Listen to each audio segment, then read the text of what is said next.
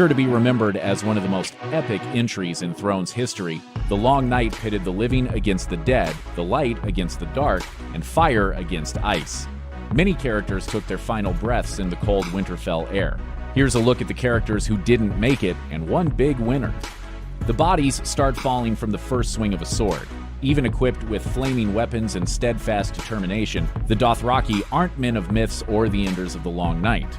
Soon after they forge ahead into the darkness with Jon's direwolf Ghost charging alongside them, the Dothraki outriders are wiped out by the Whites. The side of the living quickly becomes overwhelmed by the dead.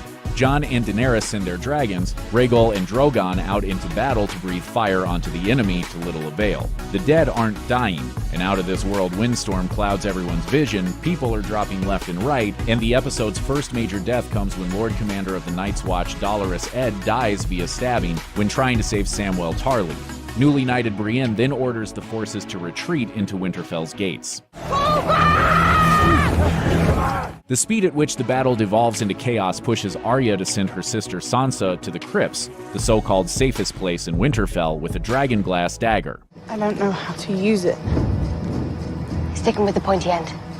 In the catacombs, Sansa joins her former husband Tyrion Lannister, Sam's partner Gilly, Varys, and Missandei, plus every woman, child, and elderly person in Winterfell. Sansa, Tyrion, and Missandei exchange barbs before the situation becomes no laughing matter. As fans predicted, the corpses resting in the Stark family crypt come back to life and take victims down with zero difficulty or remorse. While dozens die screaming behind them, Sansa, Tyrion, Gilly, Varys, and Missandei make it out of the crypts alive, and their survival may spell trouble moving forward. Tyrion, Varys, and Missandei are on Daenerys' side. They've all bent the knee and pledged loyalty to her. Sansa, on the other hand, hasn't warmed up to her yet and might never once she realizes that Jon is the true heir to the Iron Throne. Theon Greyjoy has done some serious repenting since betraying House Stark at the start of the War of the Five Kings. Taken in as a ward and a prisoner of Ned Stark following his own father's duplicity, Theon grew up in Winterfell and had long been considered a member of the Stark family. Theon's treachery against the Starks reached its apex when he seized Winterfell in the second season of Game of Thrones, capturing two farm boys and displaying their burned bodies on the castle's walls, passing them off as Bran and Rickon Stark. Beneath the weirwood tree in Winterfell's Godswood, where Bran awaits the Night King, Bran absolves Theon of his sins. Bran tells him that everything he's done brought him to where he is now. Home. You're a good man. The Night King then emerges, and Theon attempts to stab him with a spear, but it's no use. The Night King kills Theon with a swift jab. There's a bright side, though. At least he died knowing Sansa, Jon, and finally Bran forgave him.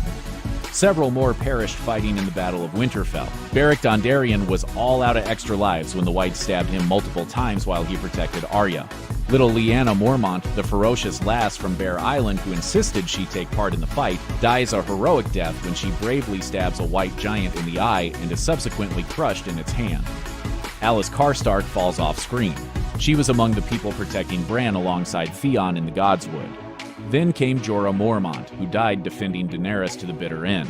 When a pack of Whites unleash fury on Drogon, who takes flight and abandons Dany, the mother of dragons, is left to fight off enemies herself, until Jorah swoops in and protects her from what end up being fatal blows. Dany sheds many tears over the loyal Jorah. As the sun begins to rise and the night slips under the horizon, the Red Woman, Melisandre, walks out of Winterfell, stepping between two mounds of dead bodies like Moses parting the Red Sea, and willingly ends her own life. She removes the red amulet-adorned necklace that perpetually sat around her throat, continues out into the battlefield, and leaves this mortal coil.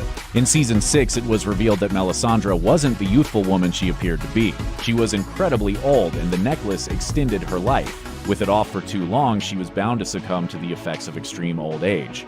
Melisandre likely felt her work in Westeros was complete, and she may have been harboring guilt over the death of little Serene Baratheon, whom she helped burn at the stake in Season 5.